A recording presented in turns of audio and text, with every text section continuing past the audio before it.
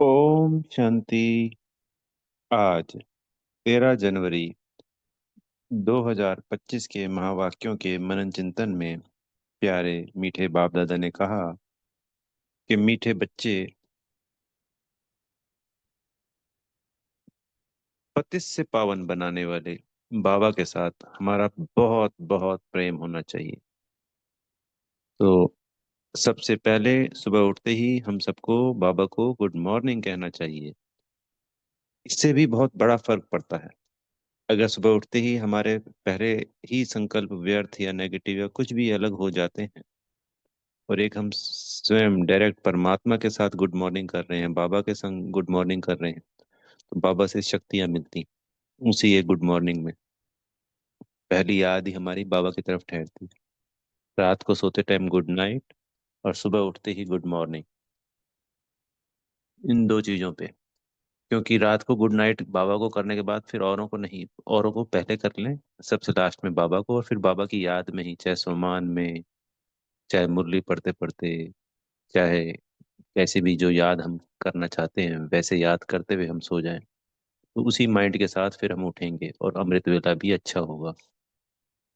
और सुबह उठते ही पहली गुड मॉर्निंग बाबा को और फिर दूसरों को। वैसे तो अमृत वेला उठते हैं तो अगर बीके परिवार है सारी तो औरों को गुड मॉर्निंग होगी, वरना तो ज्यादातर सब सो रहे होंगे और ज्यादातर मौन में रहे तो अच्छा है। पर बाबा को गुड मॉर्निंग जरूर करना है। तो आज बाबा ने हमें हिदायत दी है। वैसे तो सभी करते हैं, पर अगर नहीं करते हैं तो आज से शुरू करें। जब तक संगम युग है तब तक गुड नाइट गुड मॉर्निंग बाबा को करना ही करना है। फिर आज के प्रश्न उत्तर में एक्यूरेट याद के लिए क्या मिलेगी, क्या उनसी धारणाएं होनी चाहिए और उनकी निशानी क्या होगी। तो एक्यूरेट याद के लिए आज बाबा ने 3 पॉइंट बताए। पहला धैर्यता, दूसरा गंभीरता और तीसरा समझ।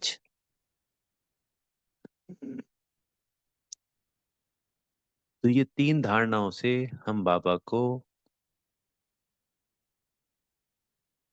यथार्थ रीति याद कर सकते हैं।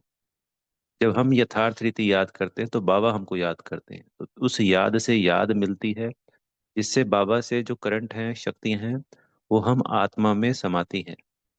हम आत्मा शक्तिशाली भी बनती हैं, गुणों शक्तियों से भरपूर भी होती हैं और हमारे 63 जन्मों के विकर्म भी दग्ध होते हैं। तो जब करंट मिलेगी तो हमारी आयु भी बढ़ेगी और हम हेल्दी स्वस्थ भी बनते जाएंगे, चाहे बीमारियां होंगी तब भी वो ठीक होती जाएंगी। क्योंकि जब आत्मा भ्रकुटी से वो वाइब्रेशंस पूरे शरीर में फैलती हैं तो बाबा की जो वाइब्रेशंस फैलेंगी तो कोई भी बीमारी हो वो ठीक होगी ही होगी। तो इससे बाबा ने कहा कर्मेंद्रियां शीतल हो जाएंगी, सतो प्रधान बन जाएंगी, आत्मा सतो प्रधान बन जाएगी।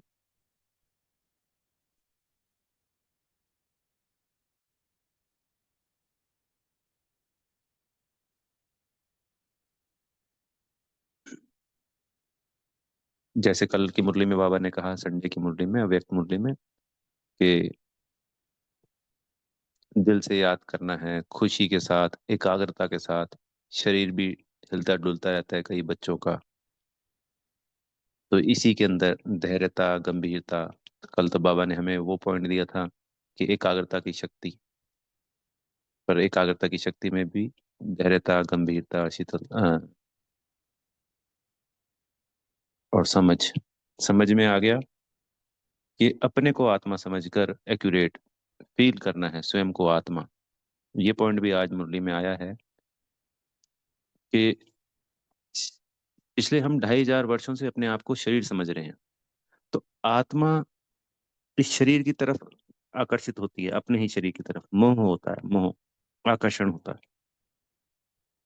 तो तभी शरीर छोड़ नहीं पाती है। इस शरीर का, इन 5 तत्वों का गुरुत्वाकर्षण इस धरती की तरफ है।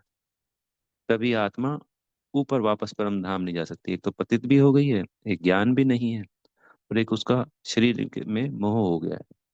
तो जब बाबा कहते हैं बार बार हमें आत्मा समझना है, तो हम आत्मा का पाठ पक्का करेंगे तो शरीर को छोड़ना सहज आसान हो जाएगा, जैसे मक्खन में से बाल निकालते हैं।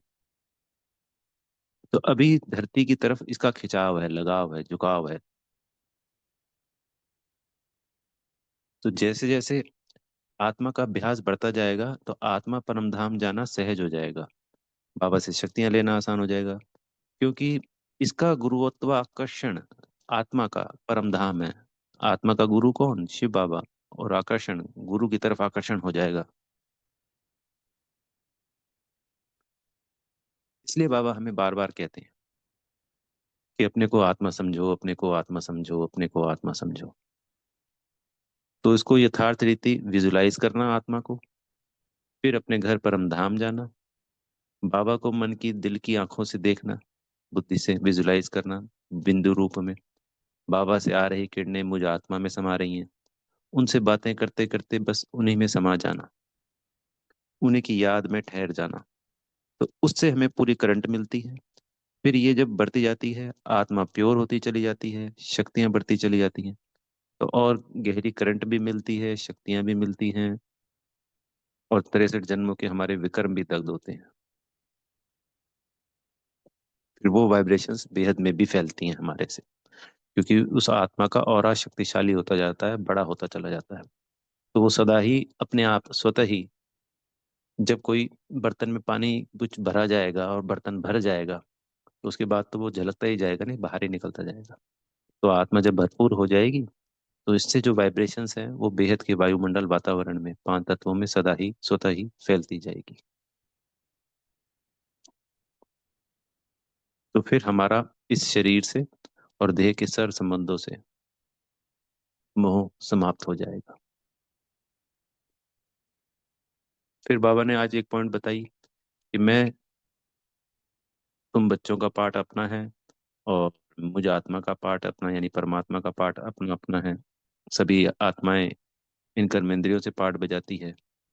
तो बाबा हमें आकर कहते हैं कि बच्चे, मैं परम धाम से आया हूँ, मैं तुम्हारा पिता हूँ, तुम मेरे बच्चे हो। तो बोले ये बात सिर्फ मैं ही कह सकता हूँ। कोई भी आत्मा किसी भी घर में जब जन्म लेती है तो वो ये नहीं कहती है माता पिता को कि मैं आपका बच्चा हूँ, मैं आपसे मिलने आया हूँ।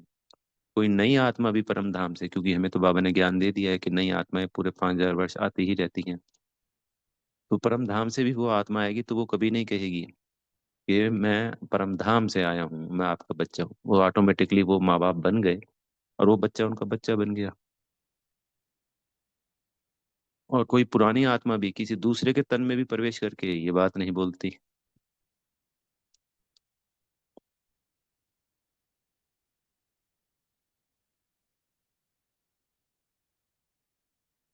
ये इसलिए है, बातें पॉइंट, कि बच्चों के अंदर संशय होता है। हम नहीं, अनेकों बच्चे हैं, कोई छोड़ के चला गया यज्ञ, या कोई संशय ले रहा है, तो उसके संशय को दूर करने के लिए भी बाबा मुरली के द्वारा ही क्लियर करते हैं। चाहे वो बाबा के उस वक्त सम्मुख होंगे बच्चे, और चाहे वो कहीं और बैठ के पूरे विश्व में मुरली के द्वारा उनकी मन की जिज्ञासाएं हैं जिसको बाबा शांत करते हैं।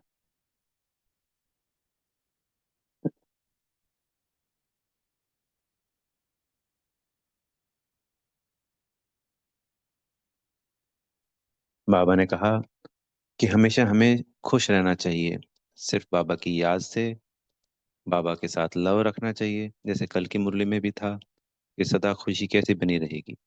तो जो बाबा की श्रीमत का पालन करेंगे, आत्मा का अभ्यास करेंगे, अमृत वेले से लेकर रात तक की सभी धारणाएं, याद, ज्ञान, दूसरों को मैसेज देना, उनकी दुआएं मिलेंगी। तो जो ज्यादा से ज्यादा मैसेज देंगे बाबा के ज्ञान का स्वयं में धारण कर कर, उनको दुआएं मिलती है उन आत्माओं की जिनको ज्ञान दिया है, जिनको बाबा मिल गया। फिर वो खुशी सदा बनी रहेगी। और फिर बाबा के साथ भी लव होना चाहिए। आत्मा के अभ्यास का एक और पॉइंट बताया बाबा ने, कहा कि जब आप आत्मा समझकर दूसरे आत्मा भाई को ज्ञान देंगे, तो आपको ये पकड़ में आएगी बात कि वो हमारे कुल का है कि नहीं है। वो ज्ञान को धारण कर रहा है, समझ रहा है, नहीं समझ रहा है। हमारी शक्तियां बढ़ जाएंगी ना, तो परखने की शक्ति भी बढ़ेगी।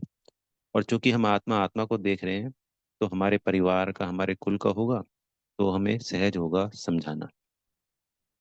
ऐसे हम कई बार व्यर्थ में ही अपनी ऊर्जा खराब कर रहे होते हैं, और ये बेहद के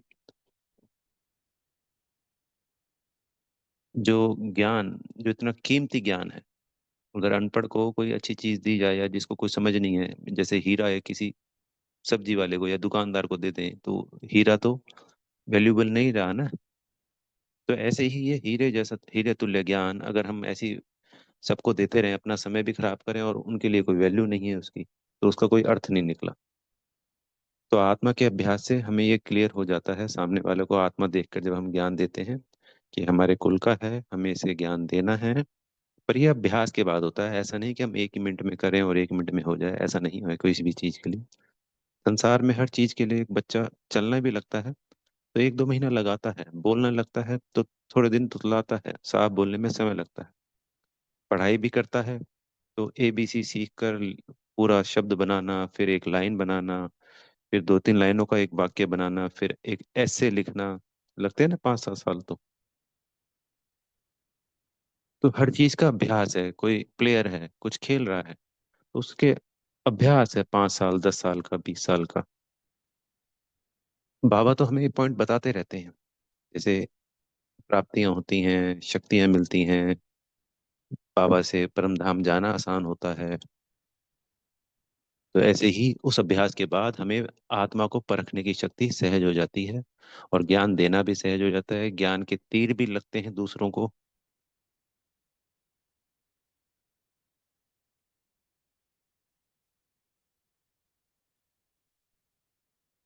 इस तरीके से बाबा हमें अलग अलग पॉइंट आत्मा के अभ्यास के बताते रहते हैं। जैसे आज बाबा ने हमें बताया कि सुदर्शन चक्र घुमाने से हम मास्टर ज्ञान सूर्य, मास्टर ज्ञान सागर बन जाएंगे, ज्ञान के सागर बन जाएंगे।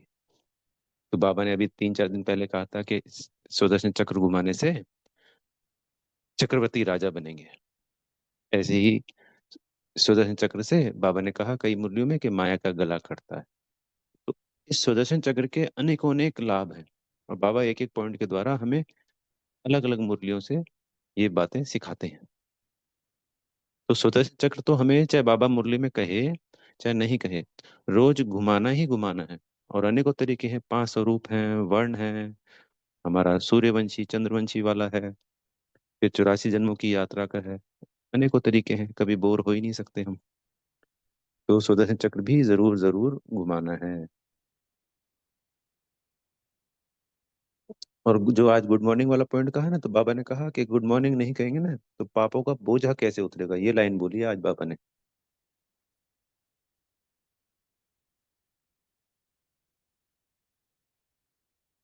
क्योंकि जब पहली याद बाबा को करी तो हमें शक्तियां मिली और फिर हमारे को दिन में मदद मिलती है छोटी सी बात। पर चूंकि बाबा ने कही है, यही बाबा की श्रीमत है और इसी का हमने पालन किया तो बाबा की दुआएं मिलती हैं, बाबा को पहले याद करते हैं। ऐसी ये छोटी छोटी दुआएं इकट्ठी करके हमारा खाता सेविंग का जो बाबा के पास है वो बहुत बड़ा हो जाता है, अनलिमिटेड। तभी तो 21 जन्मों की प्रारब्ध है। सोचिए कितने छोटे से जन्म में हमें बाबा ने 2500 वर्षों की, बोलिए ये समझ लो 2.5 वर्ष में 2500 वर्षों की तो प्रारब्ध देते हैं, और 2.5 वर्षों में ही एक सुपर फास्ट बच्चे के लिए कह रहा हूँ ये बात, तो हर कोई 2.5 वर्ष तो नहीं हो पाता। पर मान लीजिए 25 वर्ष में भी मान लेते हैं तो 25 वर्ष में अगले 2,500 सालों की प्रारब्ध, और पिछले 2,500 सालों के किए हुए विकर्म वो दग्ध भी होते हैं, तो 5,000 सालों की प्रारब्ध बाबा हमारी हर तरीके से सिर्फ एक छोटे से समय में बना देते हैं। कैसे? बाबा की श्रीमत का पालन कर कर।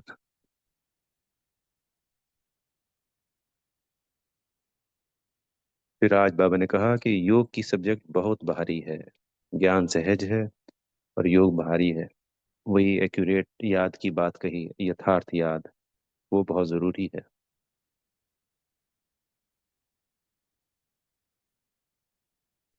फिर एक और बहुत अच्छा पॉइंट बताया बाबा ने कि हम संगम युग पर हैं। ये कांटों की दुनिया कलयुग जंगल है। जैसे एक माली पॉट में सुंदर सुंदर फूलों को अलग कर देता है, ऐसे ही बाबा ने हमें एक संगम युगी पॉट में अलग कर दिया है। हम फूल हैं बाबा के। जब हम संपूर्ण फूल बन जाएंगे तो ये कांटों की दुनिया तो बोला भस्म हो जाएगी और हम ट्रांसफर हो जाएंगे सतयुग में। तो हम सब बगीचे में ट्रांसफर हो जाएंगे और ये जंगल सदा के लिए समाप्त हो जाएगा। तो हमें ये भी याद रखना है कि हम संगम युगी पॉट में हैं। तो इसी संसार में रहते हुए बाबा ने अपनी छत्र छाया में अपने बच्चों को इस संगम युगी पॉट में रखा हुआ है, जो कि दिखाई नहीं देता। पर अब थोड़े समय में जरूर संसार को अलग अलग नजर आएंगे कि ये ब्रह्मा कुमारी, जैसे कल बाबा ने ड्रेस की बात करी, व्हाइट ड्रेस में कितने बच्चे अच्छे लगते हैं और दूर से लोग पहचान जाते हैं। पर अब और भी अच्छे तरीके से पहचानना शुरू हो जाएगा, क्योंकि वहां पाप बढ़ता जाएगा और हमारा पुण्य का खाता बढ़ता जाएगा। वाइब्रेशंस बहुत अच्छी तरीके से फैलेंगी। फिर आज सतगुरु जी ने वरदान दिया,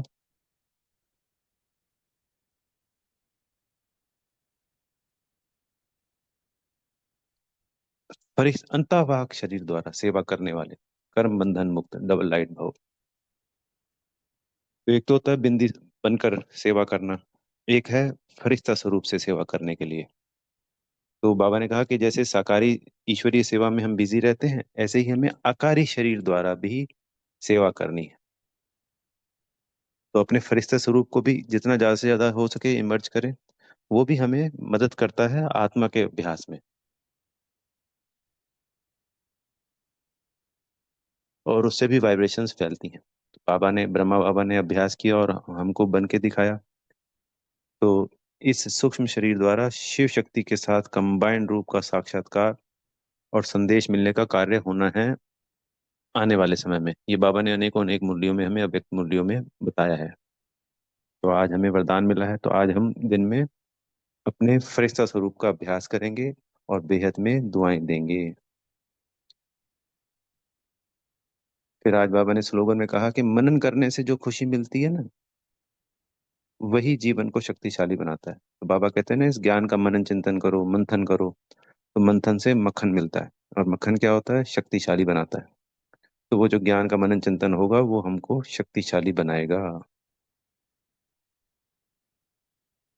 फिर बाबा ने आज के वो जो पॉइंट है, जो अव्यक्त पॉइंट है, उसमें कहा कि कोई कहता है कि जो मुझे सेवा नहीं का चांस नहीं मिलता, या मैं कर नहीं सकता किसी कारण से, किसी की तबीयत खराब है या कोई और बात है, या अब सर्दी का समय है।